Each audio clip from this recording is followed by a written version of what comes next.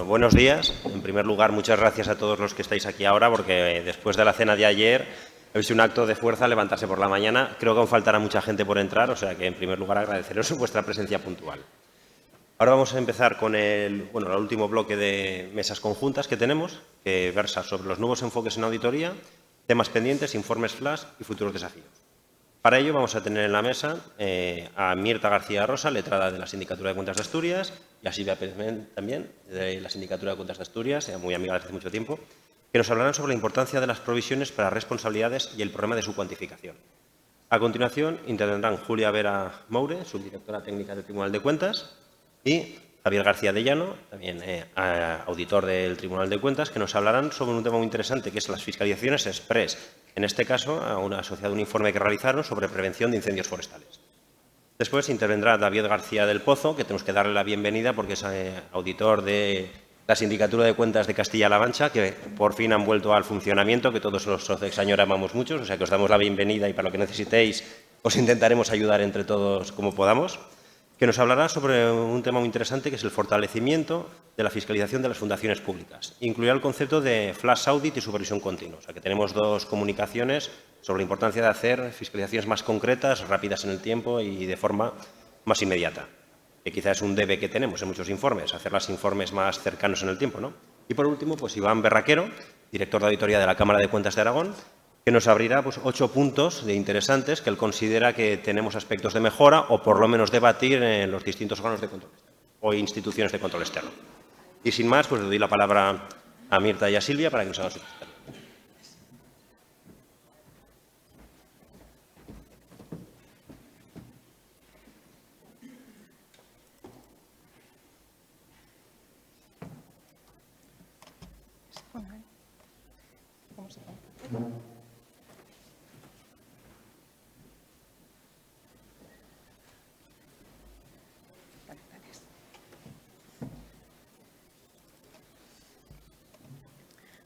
Bueno, ¿se me oye? Sí. Buenos días a todos. En primer lugar, agradecimientos de la Cámara de Cuentas de Aragón. Aunque sea un dicho esto que cada año nos mejoramos, esto es verdad. Este año ha sido un auténtico éxito. Creo que estamos todos, es un sentimiento común, lo bien que están resultando los encuentros y, de verdad, todos los actos y acontecimientos que tenéis preparados.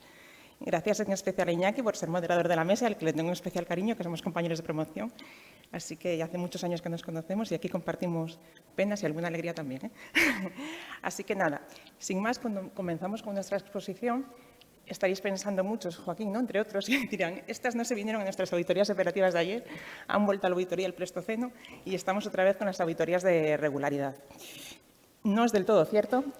Compartimos plenamente que tenemos que dar pasos hacia adelante, que tenemos que seguir un poquito más, que tenemos que ir hacia las operativas, hacia incluso el enfoque evaluador. Somos plenamente conscientes de ello, pero también somos conscientes de que no debemos olvidar nuestro realmente origen, ¿no?, que somos auditores de cuentas. Y las fiscalizaciones de regularidad, en tanto sigan estando en nuestros planes anuales de fiscalización, debemos actuarlas y cogerlas con ganas y sin olvidar las normas técnicas de auditoría.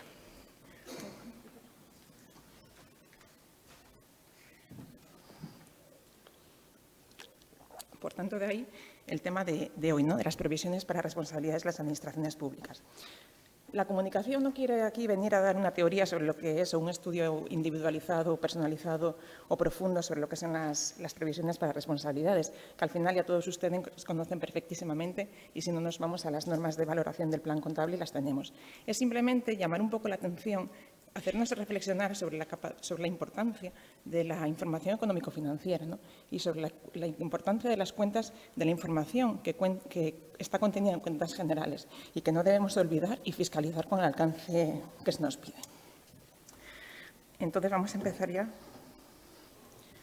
La primera diapositiva, como ven ustedes, no es más que noticias de prensa que hemos sacado aleatoriamente de Google, de poner en Google previsión para responsabilidades, operaciones inciertas, y son numerosísimos los casos, numerosísimos, en los que nos podemos encontrar con este tipo de operaciones inciertas, como su propio nombre indica, ¿no? Y todo tipo de administraciones están involucradas en ellas, ayuntamientos, consejerías, organismos autónomos, y luego los temas son muchísimos y variados. Mirta y yo queríamos haber hecho una comunicación, una ponencia exclusivamente, no ponencia, diapositiva exclusivamente con los temas sobre los que podía versar la previsión para responsabilidades, y eran numerosísimos, con lo cual decidimos dejar ahí 4 pinceladas sobre lo que puede versar, ¿no? Vean las noticias. Fueron cogidas de verdad totalmente así, sin ningún tipo de nada. El Ayuntamiento de Jerez deberá indemnizar con 3,4 millones a una propietaria. Juicio en Asturias. El SESPA tendrá que pagar 236.000 euros. La Consellería obliga al Ayuntamiento a pagar indemnizaciones por posibles responsabilidades patrimoniales, o el Ayuntamiento de Guardamar pagará 12 millones de lucro cesante a un aparcamiento al rechazar su Supremo su recurso. Es decir, insisto, todo tipo de recursos caben en este tipo de provisiones y muchísimas casuísticas. Es obvio que en nuestras administraciones públicas, con nuestro sometimiento pleno a derecho, tenemos mucho riesgo de que nuestros actos o acuerdos puedan ser recurridos. Como tal, estas previsiones no se pueden perder de vista porque esto es precisamente lo que persiguen las mismas, recoger esta información en las cuentas anuales. Teniendo en cuenta esto y estas noticias de prensa, que simplemente es llamar la atención para que vean ustedes que no es un caso atípico, sino que es un caso real que se da todos los días, basamos nuestra comunicación.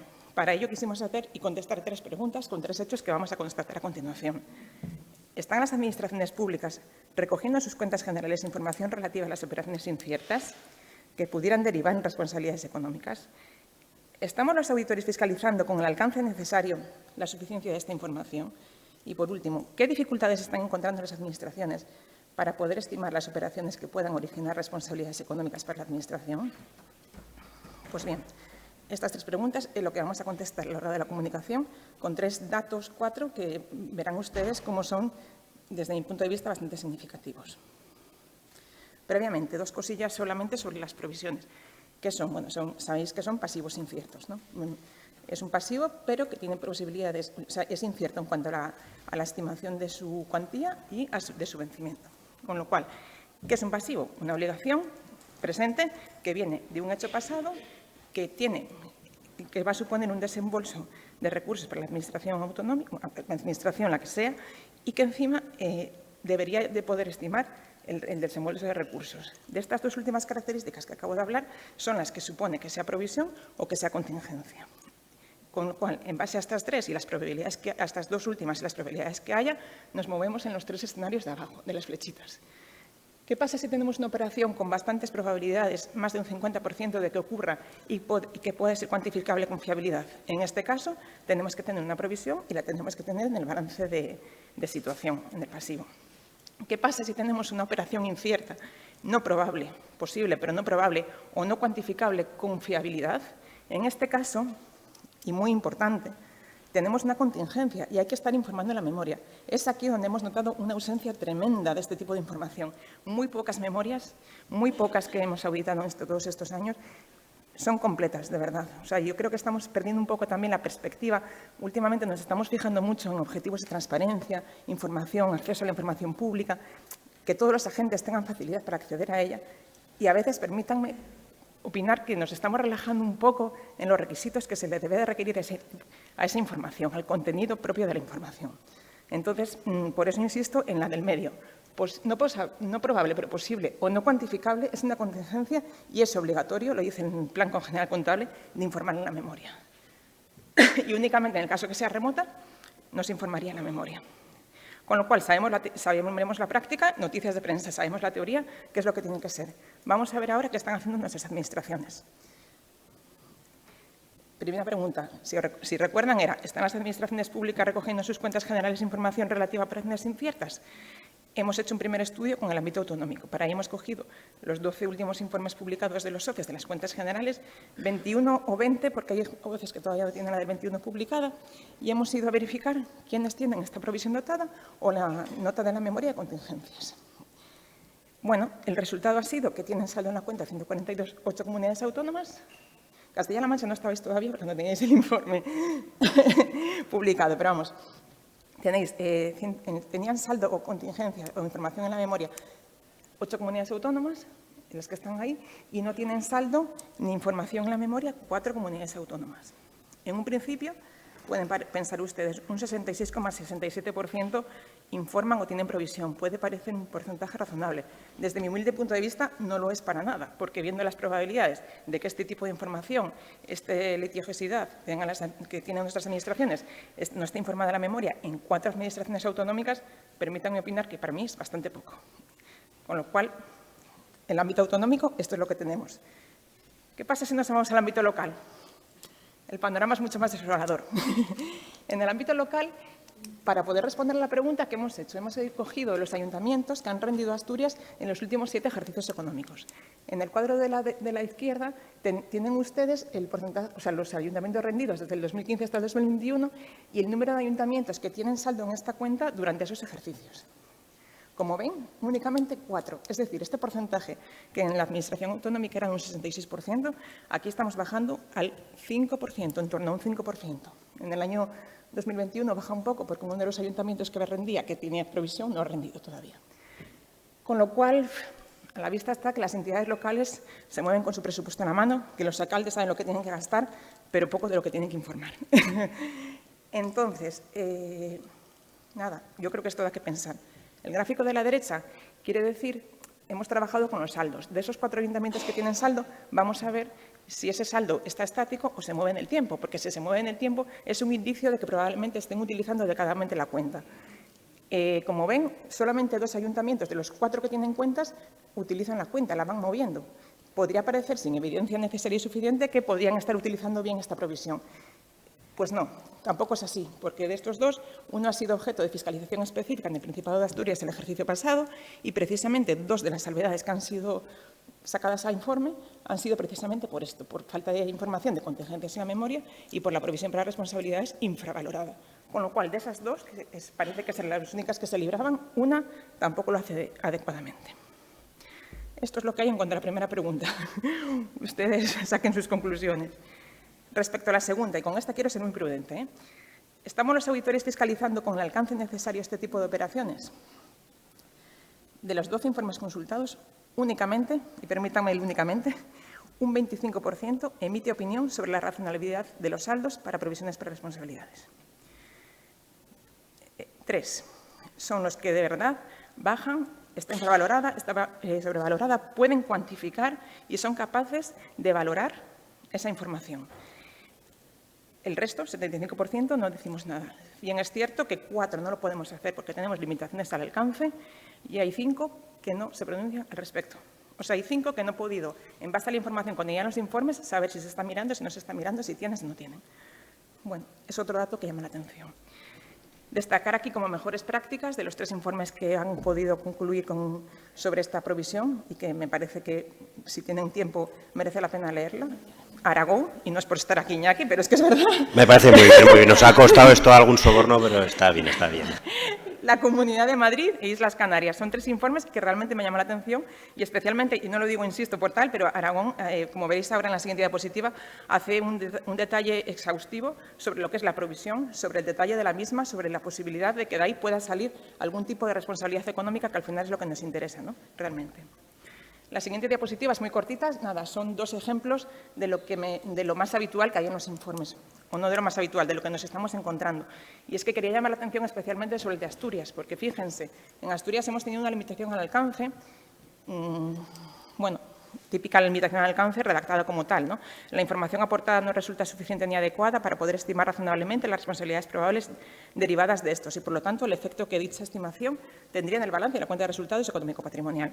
Bien, punto. Pero es que seguimos. O sea, y abajo, en el siguiente párrafo, en el caso del Servicio de Salud del Principado de Asturias, SESPA, no les quiero contar, no se ha recibido respuesta a la carta de circularización enviada a sus servicios jurídicos, lo que impide a esta sindicatura de cuentas determinar el efecto sobre los estados financieros que tendría la citada respuesta. Es decir, no tenemos ningún tipo de información sobre los recursos o sobre el índice de litigiosidad que tiene el Servicio de Salud del Principado de Asturias. O sea, el servicio jurídico no nos ha contestado.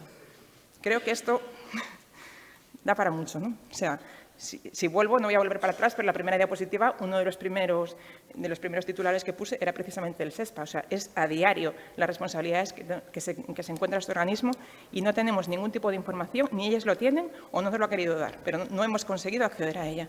Con lo cual, bueno, de ahí la importancia también de reflexionar sobre este punto, ¿no? De ser incisivos de la importancia de la información en las memorias para que poco a poco podamos conseguir y rebajar estas limitaciones al alcance.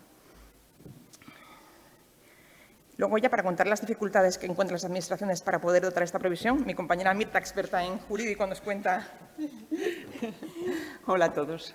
Bueno, nada, yo hago un pequeño apunte sobre las dificultades que encuentran las administraciones para poder estimar las operaciones que pueden originar responsabilidades económicas de la administración. Es decir, hago un poco de abogada del diablo aquí. Nos hemos planteado, bueno, pues ¿por qué no se trata esta información?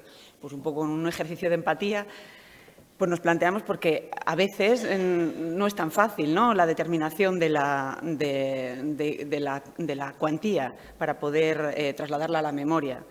Es cierto que la Ley de Régimen Jurídico establece en los artículos 32 y siguientes los criterios para calcular las indemnizaciones y parece que están bastante claros. Se remite el artículo 34 y te remite a la legislación fiscal, a la legislación de expropiación forzosa, toda ella tiene que interpretarse con las valoraciones predominantes en el mercado.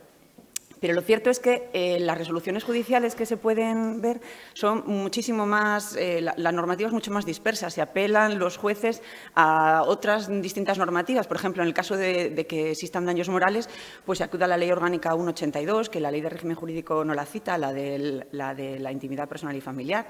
En los casos de muerte o lesiones se acuden a los baremos en materia de seguros obligatorios. Quiero decir, hay mucha casuística y no podemos decir que, acudiendo a los criterios del artículo 34 exclusivamente, podamos determinar con certeza la indemnización que se puede, la cuantía de la indemnización. Con otro problema añadido, la indeterminación temporal. Sobre todo, lo que te dice el artículo 34 es que tienes que acudir a la referencia, tienes que tomar como referencia la fecha de la lesión. Pero eso, por ejemplo, en el caso de daños continuados, pues es más complejo. Y además hay que actualizarse en base a los arreglos al índice de garantía de la competitividad y otros índices, con lo cual, de nuevo, poniéndome un poco en la posición del servicio jurídico que tiene que hacer un cálculo o el responsable económico que tiene que hacer un cálculo para incluir en la memoria o dotar la provisión, pues a veces no resulta tan sencillo. Otros, pues los conceptos ambiguos, las interpretaciones que todos conocemos de las normas, pues hay una sentencia del Supremo que recogemos ahí, la posible modificación de la petición a lo largo de la vía judicial, que los baremos son orientativos, no tenemos un baremo claro, específico. Quiero decir, es cierto que cada resolución, cada juez, cada litigio es diferente. Entonces, es un poco difícil determinar una cuantía exacta que se pueda incluir como cierta. Pero bueno, lo que hemos apreciado, y ahí estoy de acuerdo con Silvia, y lo digo también por la propia experiencia profesional, al margen del ámbito de la fiscalización, es que es verdad que hay una cierta falta de concienciación. En la Administración se piensa, o por lo menos en la Administración local, se piensa principalmente a nivel presupuestario. Y lo que se hace es que cuando hay una resolución condenatoria que condena a la Administración a indemnizar, pues se hace la correspondiente modificación presupuestaria y se habilita el crédito y punto. No hay una preocupación ni hay un pensamiento en la parte contable y en la memoria. Sí. Concluyendo rápido, me sabe mal cortaros con lo bien que nos habéis dejado Aragón, pero... No te preocupes, rematamos ya.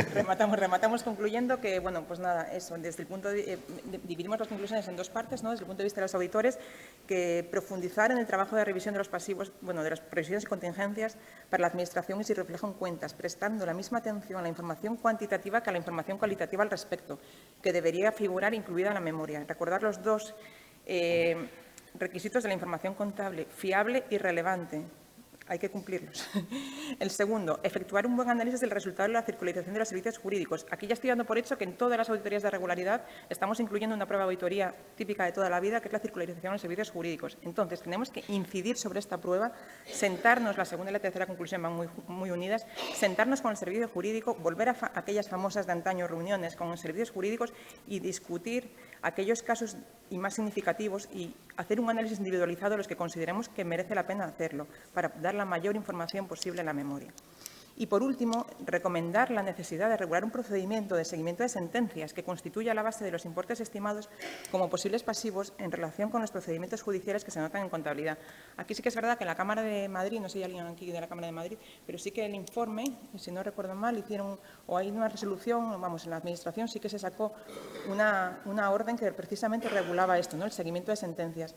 Creemos que quizás, siendo incisivos en nuestros informes, incluyendo una recomendación sobre estos temas que mucha gente no le da importancia, por lo que decía Mirta antes, o desconocimiento, o bueno, porque la contabilidad financiera es como eso que está ahí, que, bueno, Pues yo creo que si somos un poco incisivos en ello, todos los años ponemos una recomendación al respecto, seremos capaces de llegar a limar esas limitaciones al alcance y probablemente el SESPA, a lo mejor dentro de 3 o 4 años, deja de contestarnos lo que nos está contestando y somos capaces de sacar un poco más de lo que necesitamos.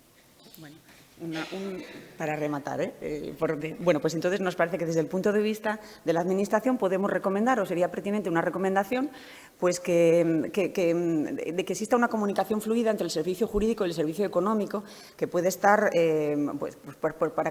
para que se documente en un documento que deberá ser íntegro y exhaustivo, con una relación de los principales litigios que tenga esa Administración, con una previsión de la indemnización, con las dificultades que comentamos antes, y que con una posible estimación de cuál puede ser su resultado, aunque sea difícil. Y, bueno, con una actualización mensual que vaya recogiendo cuál es la situación procesal de ese litigio. Creemos que es una recomendación pertinente y que se está haciendo en la Cámara de Cuentas de Madrid ese seguimiento y podría ser útil para mejorar en esta transparencia. Y nada, muchas gracias por vuestra atención. Gracias.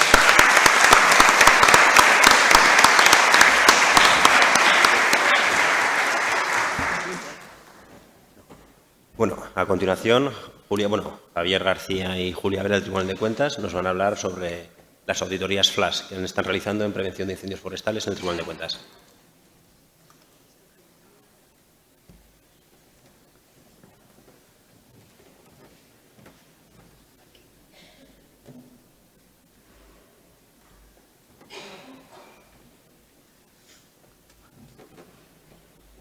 Muy buenos días a todos. Gracias por venir y madrugar un poquito. Muchas gracias a la Cámara de Cuentas de Aragón por darnos la oportunidad de traer aquí la primera fiscalización express que hemos realizado en el Tribunal de Cuentas, en el Departamento de Comunidades Autónomas, sobre la prevención de incendios forestales en 2 comunidades autónomas. En primer lugar, lo que vamos a hacer es poner en contexto este tipo de fiscalizaciones que entendemos que son un poco novedosas, intentar explicar cuáles son las notas características, traer a colación 2 antecedentes en el ámbito de las instituciones de control externo y ya finalmente entraremos en la fiscalización que hemos realizado en el departamento. Para contestar a la pregunta de qué es una fiscalización express, debemos tener en cuenta que actualmente no hay una definición cerrada en las normas de auditoría. Si bien ahora actualmente hay un grupo de trabajo que está trabajando sobre la actualización de las normas de fiscalización del Tribunal de Cuentas, que está estudiando la posibilidad de introducir este tipo de fiscalizaciones.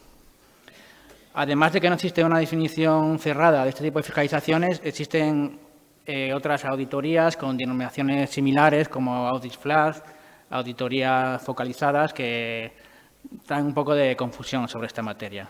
Por lo tanto, lo que vamos a hacer es explicar las notas que entendemos que son características de este tipo de fiscalizaciones y luego vamos a traer 2 ejemplos de las instituciones de control externo de actuaciones similares.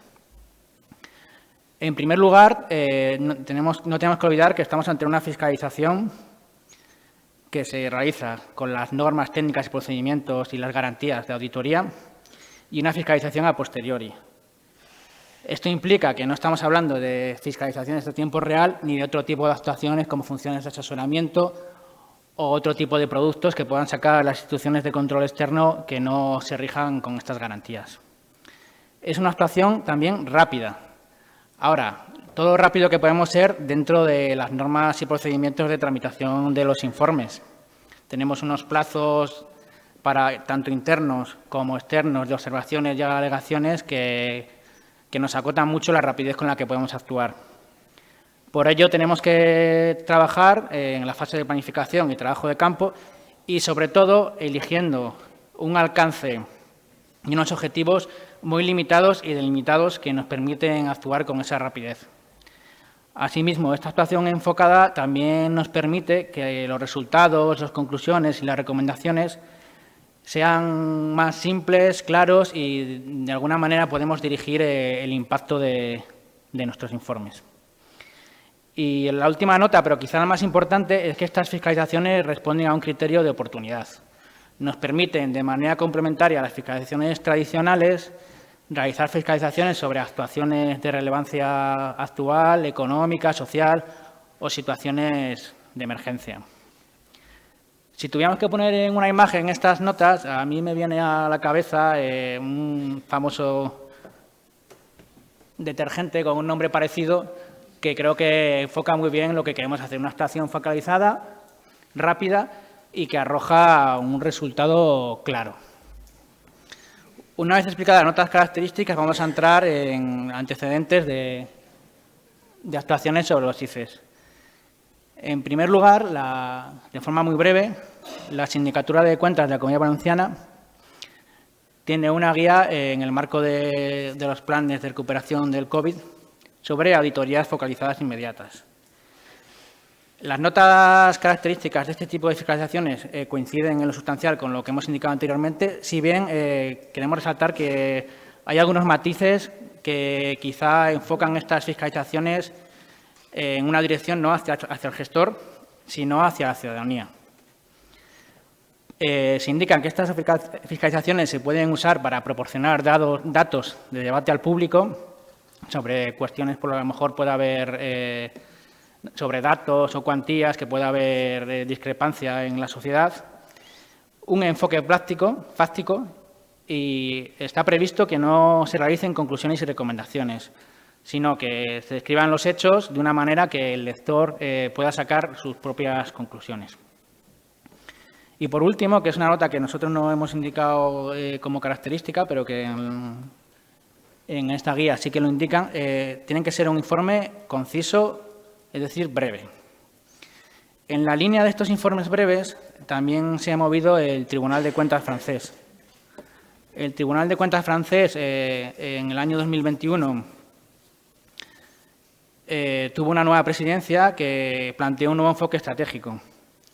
Una de las acciones claves de este enfoque estratégico era la realización de actuaciones más rápidas, diversificadas y accesibles a la ciudadanía. Y dentro de este eje de acción había una acción clave que denominaban cuánto cuesta y que se basaba en establecer un procedimiento rápido de auditoría flash para conocer el coste de un dispositivo y una medida. En el marco de dicha estrategia, desde el año 2021 han realizado ya 12 auditorías flash. No solo en el ámbito del COVID, que sería un poco como nació este tipo de auditorías, sino en otras cuestiones muy diversas. Por ejemplo, han hecho una fiscalización sobre el plan CRAC, que es un plan que ha habido entre las diferentes administraciones que operan sobre París para resolver un problema de drogadicción en las calles y de delincuencia en algunos distritos de París, en el marco de que en el 2024 se van a celebrar ahí las Olimpiadas. En los últimos informes que se han aprobado a partir del 2022, sí que en los procedimientos y metodología se indica claramente lo que no consiste en estas fiscalizaciones. Se indica que no es un informe exhaustivo sobre un organismo de política pública y no se trata de un informe de regularidad ni financiero ni un informe de evaluación. Y con estos antecedentes ya cedo la palabra a mi compañera para que explique las actuaciones que hemos realizado en el Tribunal de Cuentas.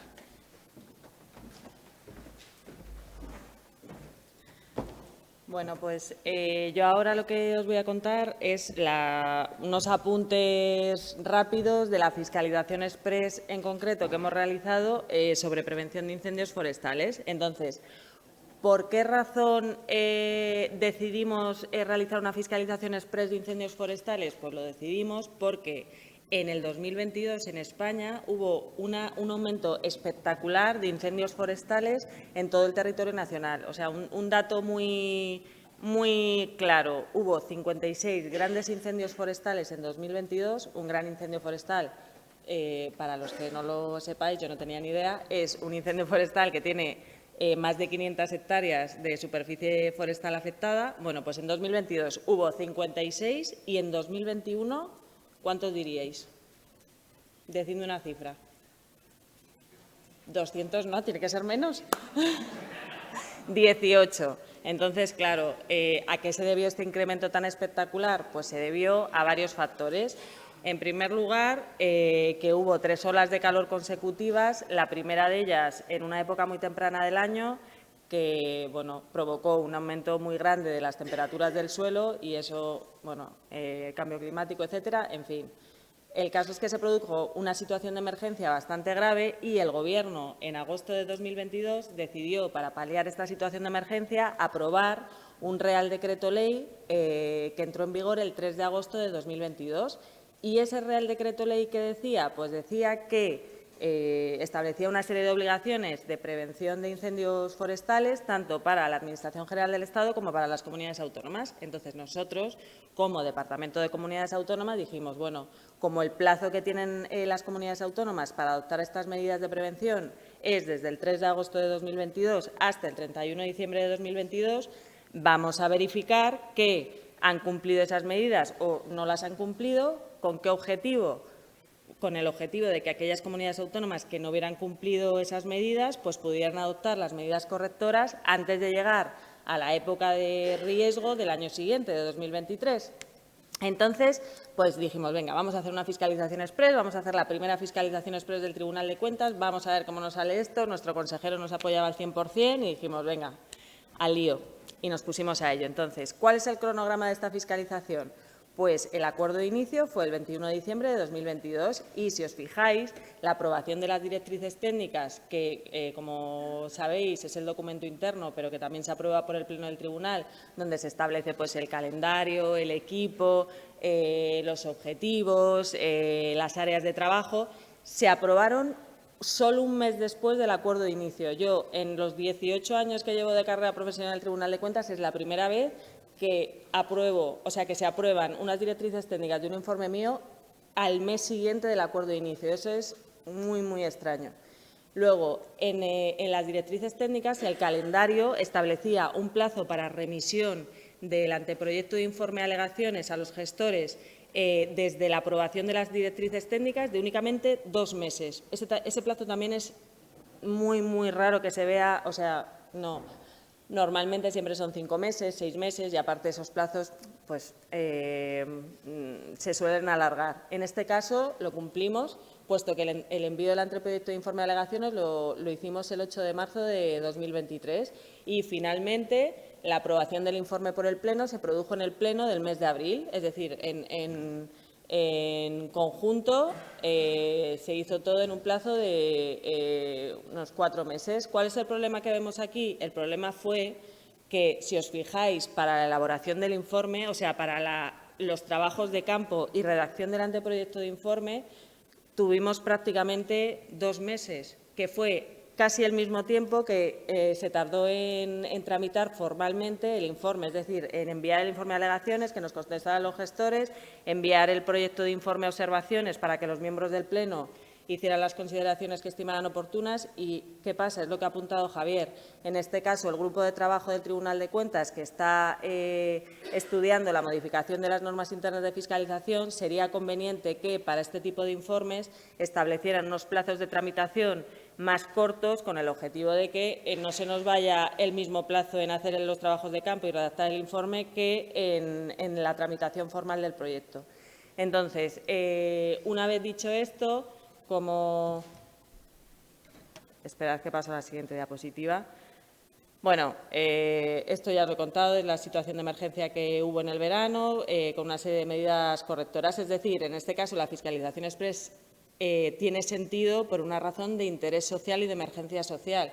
Normalmente las fiscalizaciones express siempre tienen que tener una justificación por un interés social, normalmente. Y entonces, como principales conclusiones, bueno, os vamos a dejar lo que es el link tanto al informe como al resumen como a la infografía. Pero bueno, apuntaros que, por ejemplo, Cantabria no cumplió la medida principal que establecía el Real Decreto Ley, que era la aprobación de un plan anual de prevención. Luego, Extremadura sí contaba con ese plan anual de prevención.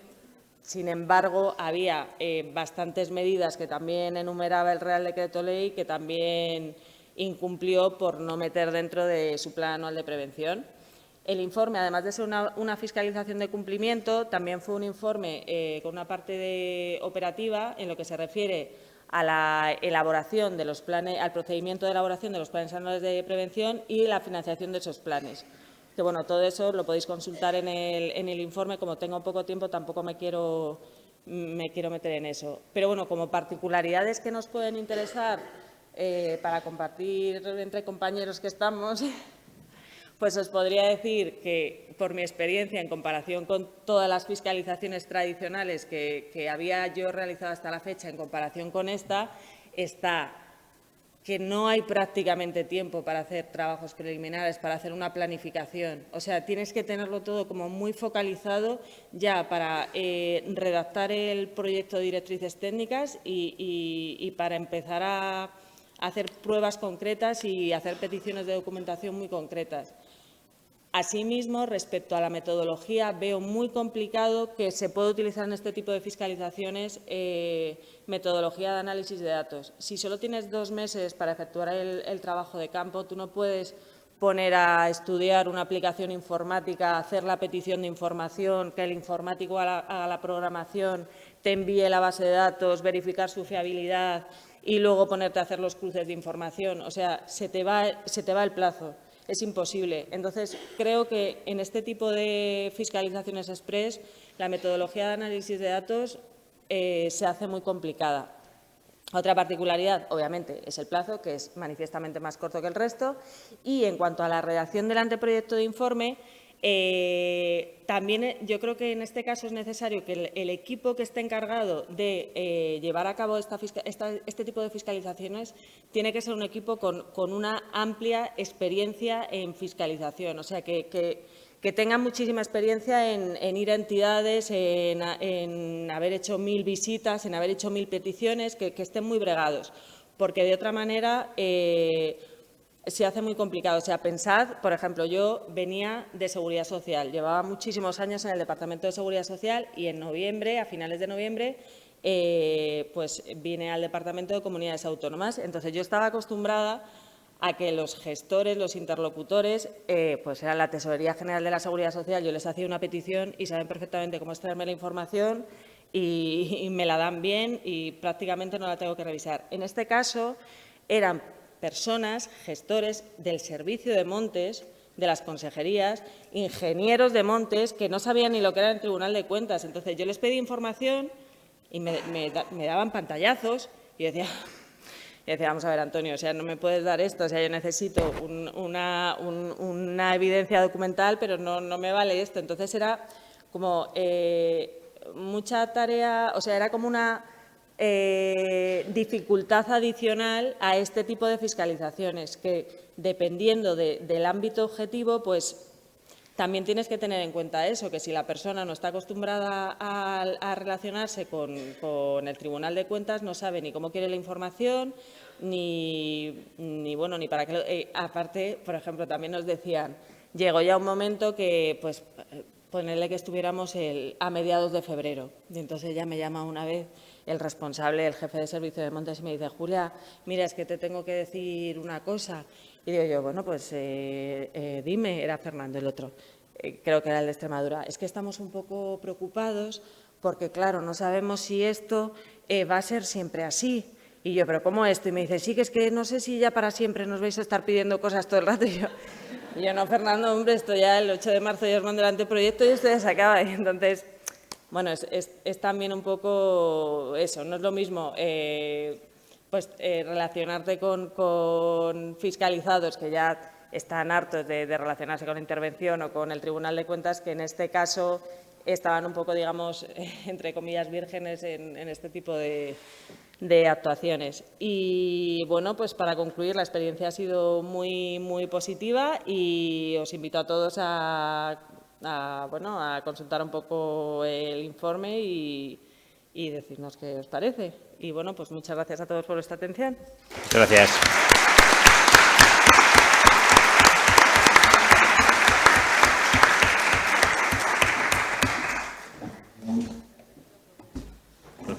A continuación, David García del Pozo, de la Sindicatura de Castilla-La Mancha, nos va a hablar sobre el fortalecimiento de la fiscalización de las fundaciones públicas, las audit y supervisión continuada.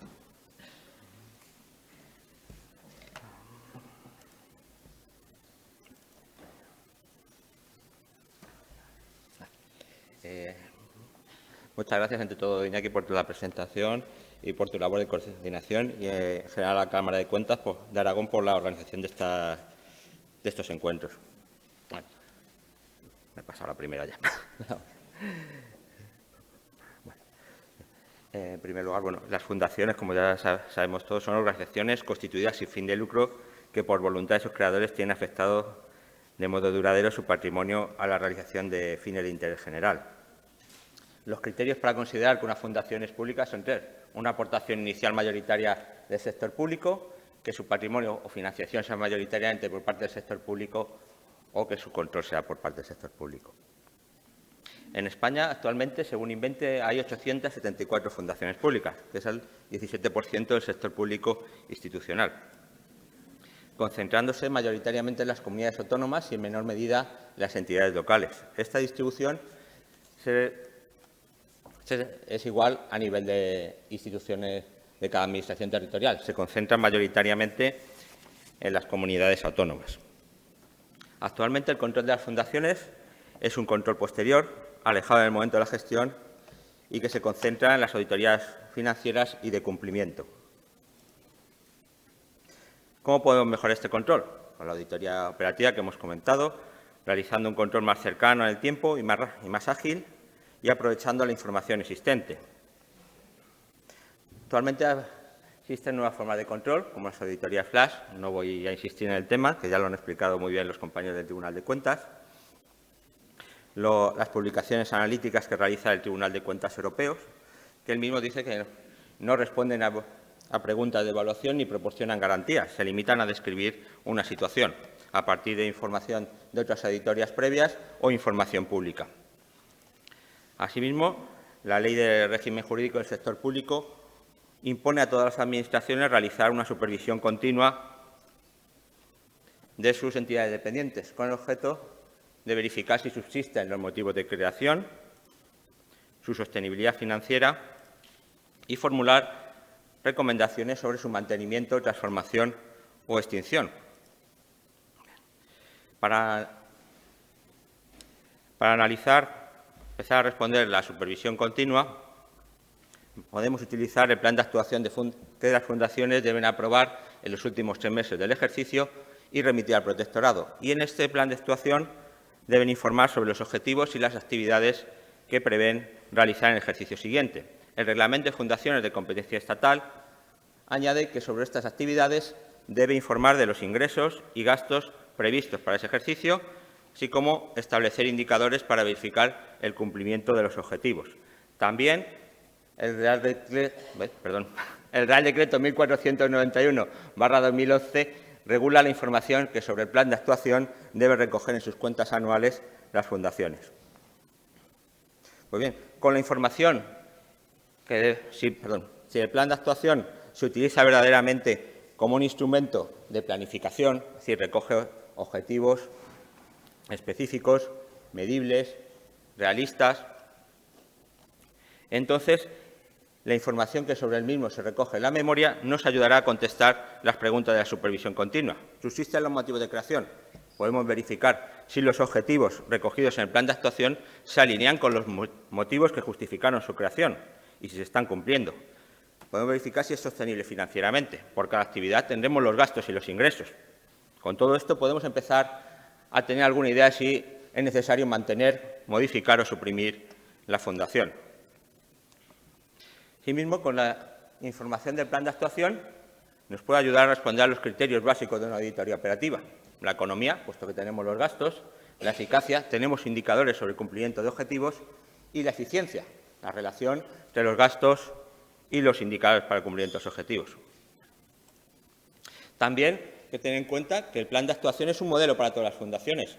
Hay muchas fundaciones similares en España. Tenemos el jurado arbitral laboral, que creo que en toda España existen jurados arbitrales laborales similares. Podemos verificar cuáles tienen mejores costes, están gestionándose mejor. También sobre el plan de actuación se pueden realizar otros controles. Se aprueba y se remite en plazo, cuál es el contenido, se adecua la normativa, la información que se recoge en la memoria y si es coherente el plan de actuación con el presupuesto de explotación. Tanto el plan de actuación como el presupuesto de explotación recogen ingresos y gastos.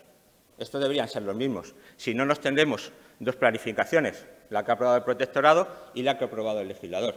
Si tenemos dos planificaciones, al menos una de ellas se incumplirá. Bueno, sobre las auditorías flash, voy a contar la experiencia que tengo de cuando trabajé en la Intervención General de la Junta de Comunidades de Castilla-La Mancha. Y en los planes anuales de control financiero de las empresas y las entidades públicas, analizábamos sobre entes públicos, las sociedades mercantiles y las fundaciones trimestralmente, cada 3 meses analizamos si cumplían su presupuesto de explotación y cómo era el cumplimiento de la normativa en materia de contratación de personal. Para ello analizábamos los ficheros CINCA y en algunos casos realizábamos peticiones de documentación complementaria. Estaba un control ágil y cercano en el tiempo. Cuando digo ágil, quiere decir que en 15 días terminábamos el procedimiento. Era un informe interno, se da entre intervención general y no teníamos, por supuesto, fase de alegaciones, si ya nos hubiésemos ido mucho. ¿Por qué elegimos estas materias? Bien, los informes anteriores siempre salían, que se incumplían. Entonces, sobre la ejecución presupuestaria, verificábamos el cumplimiento, comparábamos el presupuesto de explotación con la cuenta de resultados que se remitía en los archivos CINCA. Es decir, hay que señalar que en Castilla-La Mancha tenemos una peculiaridad. Nuestra ley de presupuestos define los presupuestos de fundaciones y de sociedades como presupuestos estimativos. Sin embargo, ponemos a leer la ley de presupuestos y realmente es un presupuesto limitativo. No podemos superar el gasto total previsto, ni el gasto a nivel de epígrafe, y tampoco es posible que al final del ejercicio los ingresos finales sean inferiores a los previstos. Si se incumple alguna de estas características, existe la posibilidad de aprobar modificaciones presupuestarias que debe autorizar la Consejería de Adscripción previo informe de la Dirección General de Presupuestos. Nosotros, con estos informes trimestrales, verificábamos, caso de incumplimiento, si habían tramitado la modificación o si veíamos que ya iban, pongamos en junio, con el 90% de una partida ya gastada, si tenían previsto realizarla, esa modificación.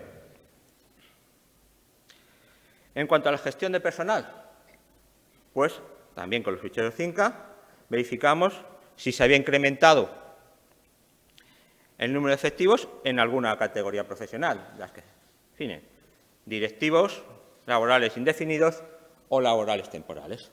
En caso de existir incremento de personal, les pedíamos las autorizaciones para la contratación de personal, tanto para temporal, alta dirección. En este caso, además, solicitamos la autorización de retribuciones para el personal indefinido, oferta de empleo público, o la autorización para la transformación de personal temporal en indefinido, previa sentencia judicial, como dice la Ley de Presupuestos. En caso de tener la autorización, que no siempre la tenían, solicitamos el contrato. Porque una cosa es la autorización, otra es el contrato, y había veces que nos encontrábamos que no se adecuaba el contrato a la autorización. ¿Cuál fue el resultado que obtuvimos? En primer lugar, un mayor conocimiento de las entidades. En algunos casos, volviendo a las provisiones y las contingencias que comentaban las compañeras de Asturias, claro, ya en marzo encontrabas un gasto disparatado que no estaba previsto. Claro, oye, era una sentencia que no aparecía valorada. Era un control más cercano en el tiempo, lo que nos permitía detectar posibles irregularidades y, en algunos casos, corregirlas. Todavía estábamos a tiempo. También informábamos a veces a los gestores de los riesgos. Hay fundaciones en Castilla-La Mancha que tienen 2 o 3 personas en su plantilla, con lo cual la ley de presupuestos les pilla muy lejana. Entonces, les advertíamos, oye, te vas a pasar de tu presupuesto, hay que hacer una modificación. También les teníamos que informar de la normativa, porque la desconocían. En otros casos, pues veíamos ya irregularidades y teníamos que modificar nuestro plan anual de control para realizar informes que no estaban previstos. ¿Cómo podemos trasladar esta experiencia, socios? Bueno, pues como han comentado muy bien los compañeros del Tribunal de Cuentas, un análisis de riesgo, ver qué dónde podemos aportar valor añadido. También, como han dicho, delimitar muy bien el alcance de trabajo. No extralimitarnos, porque si no, esa cercanía en el tiempo, esa agilidad se perderá. Finalmente, si vemos que nos vamos ya del alcance, como yo me voy a hablar del tiempo ya, entonces valorar si necesitamos realizar un nuevo informe, distinto al que teníamos previsto, irnos en profundidad y meternos ya en harina y tirarnos allí 6 meses si hace falta. Bueno, pues todo. Muchas gracias por su atención. Una pregunta. Muchas gracias.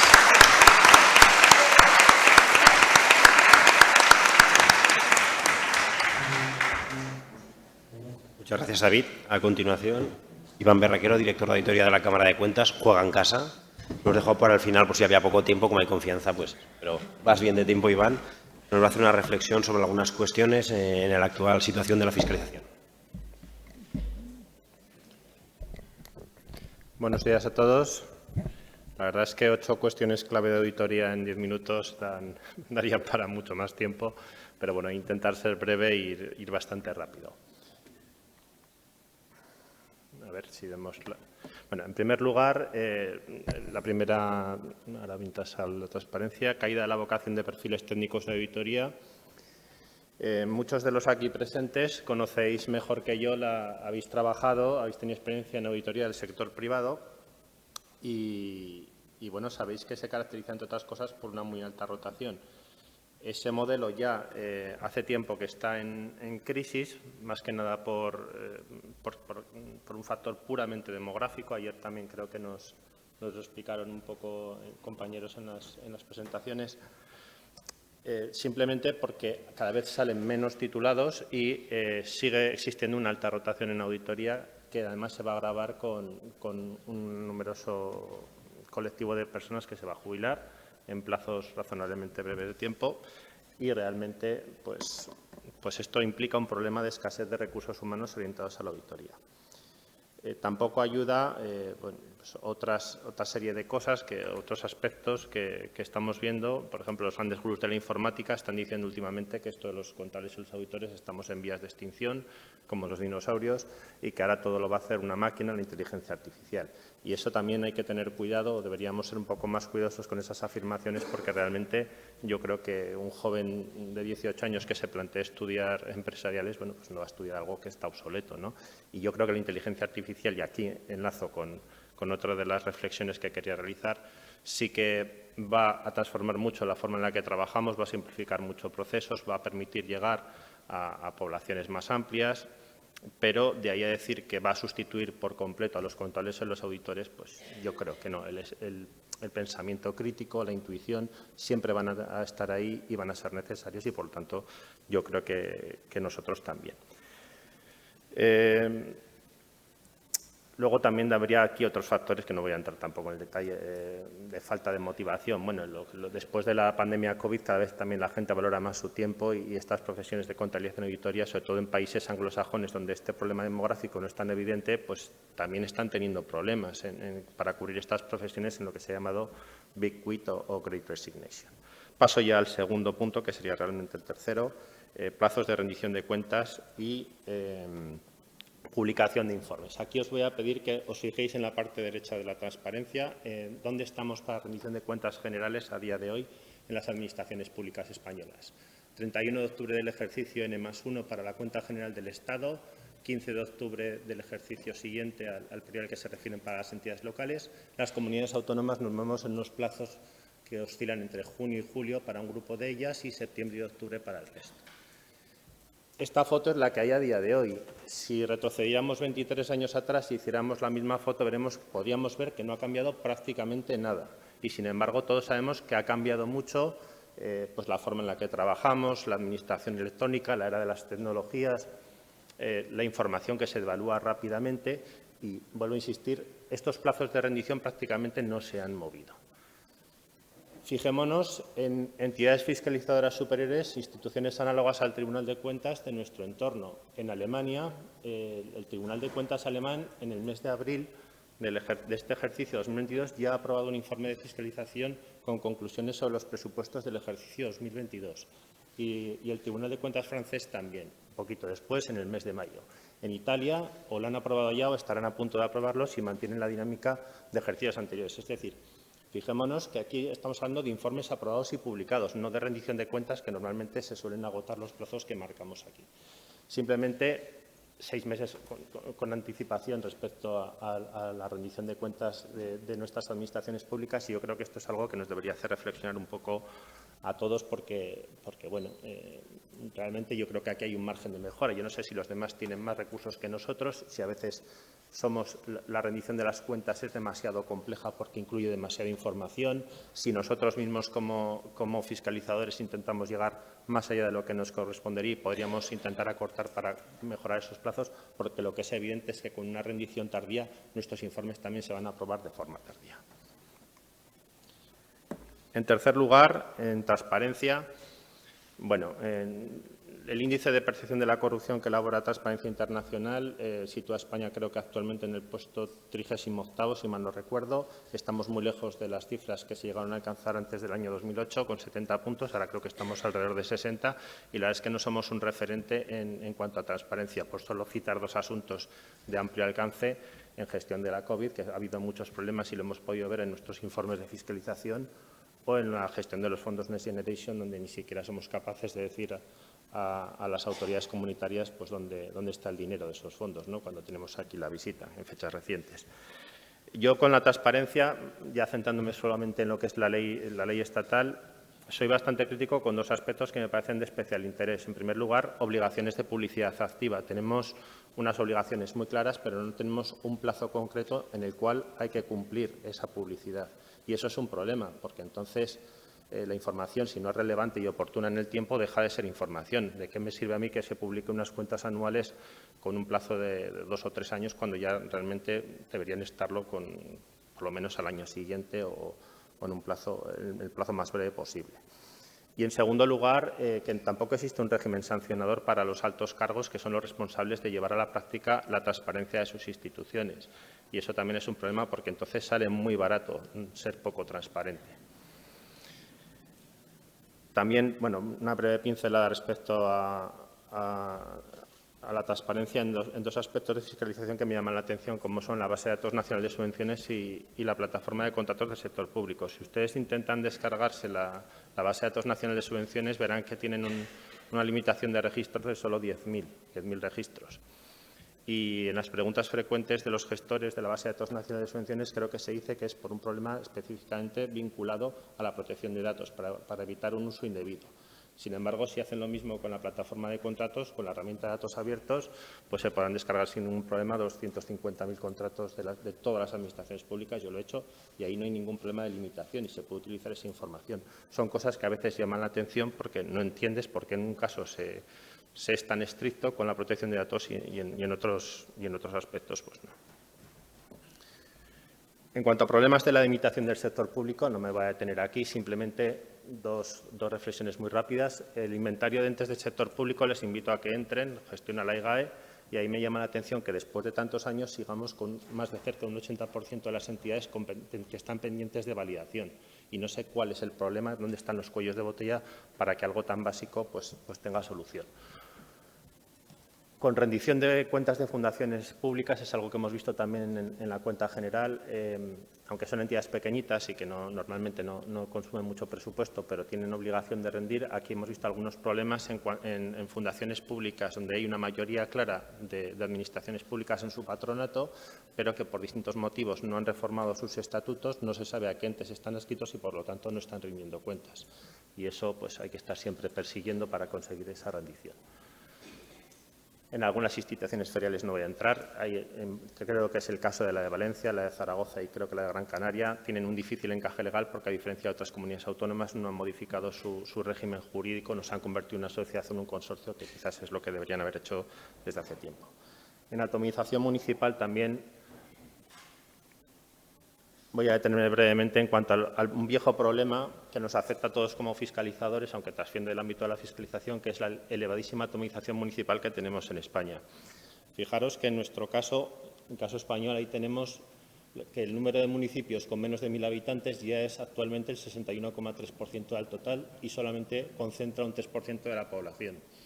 una situación radicalmente distinta de casos parecidos en países de nuestro entorno como Alemania o Italia, donde el peso de los tamaños de los municipios de tamaño medio pues es mucho más significativo. El caso francés también es muy peculiar porque tiene un número elevadísimo de municipios pequeños, pero concentrando un porcentaje de población sensiblemente superior. Claro, esto es un problema para nosotros porque siempre hay que estar, los compañeros que están siempre en la administración local tienen que estar persiguiendo para que se cumpla esa rendición de cuentas a entidades muy pequeñas que no tienen capacidad muchas veces para poder rendir en plazo. Y para nosotros, porque no podemos llegar bien a un número tan amplio de entidades, profundizar en la fiscalización tanto como nos gustaría, ¿no? Y aquí, pues todas las experiencias que ha habido en el pasado, creo que en el año 2012 la Ley de Sostenibilidad, de Racionalización y Sostenibilidad de la Administración Local planteó incentivos para la fusión de municipios que han sido un absoluto fracaso. Además, esta semana creo que un caso muy llamativo que era de Extremadura, ¿no? Don Benito y Villanueva de la Serena, que ahora me parece que ahora mismo está paralizado.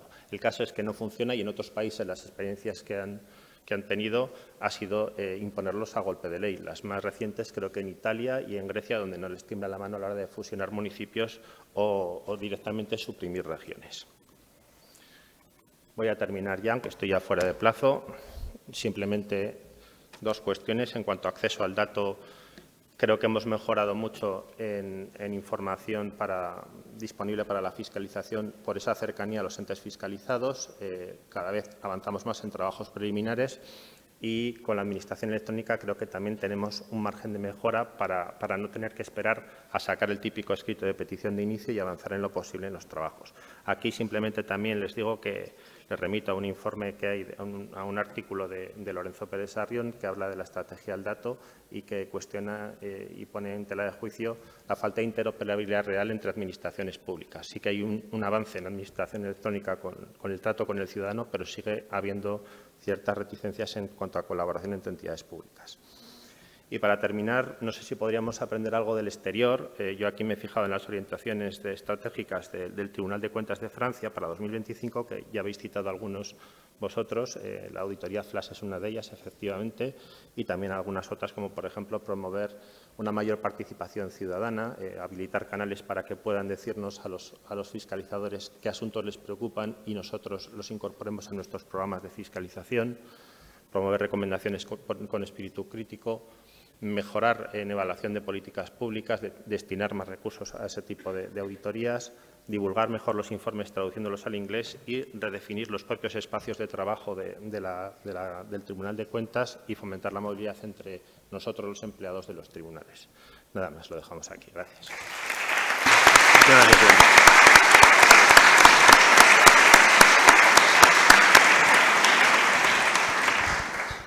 Bueno, pues como los ponentes se han portado tan bien, tenemos 3-4 minutos para alguna pregunta. Si alguien quiere hacer alguna pregunta. Es una hora complicada. ¿Sí?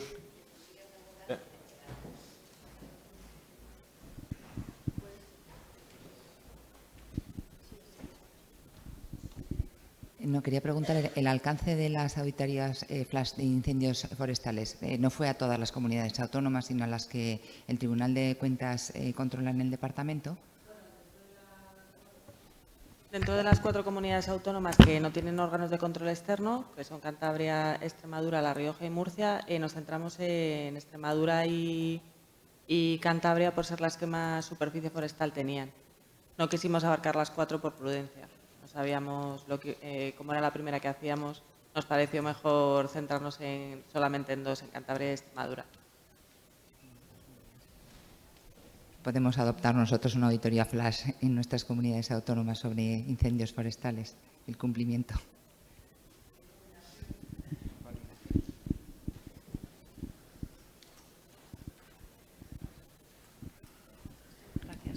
Yo únicamente por apuntar un dato que ha hecho Iván, que ha hecho una exposición extraordinaria, que a pesar de que tenemos municipios muy pequeños, el índice de rendición de cuentas de las entidades locales aragonesas está a la cabeza, junto con Valencia, si me permitís, y Galicia, perdón, tengo aquí a Simón que me corrige, somos las 3 comunidades autónomas que estamos por encima, muy por encima de la media, que estamos alrededor del 98% de rendición de las entidades locales, que sí que son las más pequeñas, con las menos capacidad económica de gestión que tienen, y que ahí debemos estar todos ayudando a que lo hagan, y fundamentalmente son mancomunidades y entidades muy chiquititas.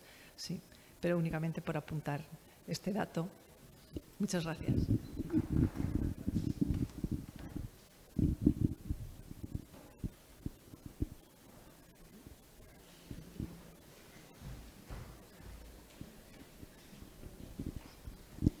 Bueno, en primer lugar, muchas gracias a todos los ponentes. Yo quería preguntar sobre las provisiones, el tema de las provisiones y las contingencias. Claro, yo vengo de la auditoría privada, donde todo el tema de los litigios, posibles responsabilidades, lo que hacíamos era enviar una carta a los abogados y nosotros esa carta nos las creíamos. Nos decían que estaban estos litigios, la probabilidad que tenía cada uno de ellos de que tuvieran responsabilidades, y eso era lo que poníamos. Había un traslado de responsabilidad, porque ellos firmaban esa carta y ya está, y nos lo creíamos. En la administración pública nosotros tenemos recursos dentro de las OCECs para determinar hasta cierto punto si lo que nos están diciendo es verdad o no. Pero ¿realmente tenemos que plantearnos lo que nos dicen los servicios jurídicos? O si, por ejemplo, nos dicen que cierto litigio es poco probable que haya una indemnización posterior, ¿tenemos que llegar hasta ahí o tendríamos que ir más allá? Muchas gracias. Gracias por la pregunta y la entiendo perfectamente, porque como tú vengo del ámbito privado, efectivamente tenemos un poco de defecto profesional en muchas cosas. Entonces, efectivamente, yo creo que ir un paso más allá y no solamente creérselo. Además, aquí, en el ámbito privado, sí que es verdad que las cartas de abogados, en mi experiencia personal, en lo que hablo, venían mucho más claras, concisas y cuantificadas. Aquí el servicio jurídico es un ente que muchas veces sí que te da la información como consideramos que nos la deben de dar, pero es que la mayoría de las veces en lo que nos estamos encontrando es que no es así. Con lo cual, no solamente no creértelo, sino ponerte un poco de su lado e intentar quitar un poco la gorra del auditor y ponerte, no a hacer tú su trabajo, pero sí intentar que ellos sepan lo que realmente tienen que hacer para que esa información te sea útil. En el momento que te pones la gorra de auditor y estás esperando una carta idílica con todas las provisiones individualizadas, una estimación contable fiable, no lo vas a esperar. Con lo cual, o ponemos de nuestro lado y nos arrimamos a ellos e intentamos persuadirles de lo que es, de la importancia de la información contable, o poco podemos conseguir. No sé si contesté con esto, pero... Bueno, me gustaría más el hecho de si ellos te dicen no y nosotros creemos que sí, esa pelea... Si ellos te dicen que no y tú no puedes hacer tu trabajo, está claro. Ahí está el hecho de que estamos poniendo 4 limitaciones al alcance en 4 comunidades autónomas importantes. Por eso insistía recomendar sobre la obligación de hacer un seguimiento de sentencias, para que ellas lo hagan. Entonces, tú no vas a hacer tu trabajo, eso está clarísimo. La limitación al alcance ahí está y es patente en 4 comunidades autónomas. Pero intentar que eso no sea así. Convencerles de que cojan conciencia de la importancia de esta información. Me vais a permitir a mí, porque como ha salido Aragón, y aquí estamos 3 directores de la cuenta general, está tan buena que hemos hecho aquí, ¿vale? Que hemos pasado por la cuenta y 2 consejeros. El tema de las provisiones para contingencias no lo limitéis solo a los litigios vivos que os comunican los servicios jurídicos. Tenemos una ventaja. Normalmente esto aparece en los informes grandes, cuentas generales. Un año te engañarán. Es que ahora ya al año siguiente volverá a pillar al abogado y decir, me dijiste que no y aquí has palmado todos los juicios. Luego, otras noticias en prensa, por ejemplo. Las grandes contingencias, ¿cuáles son? Tienes muchas en servicios sanitarios.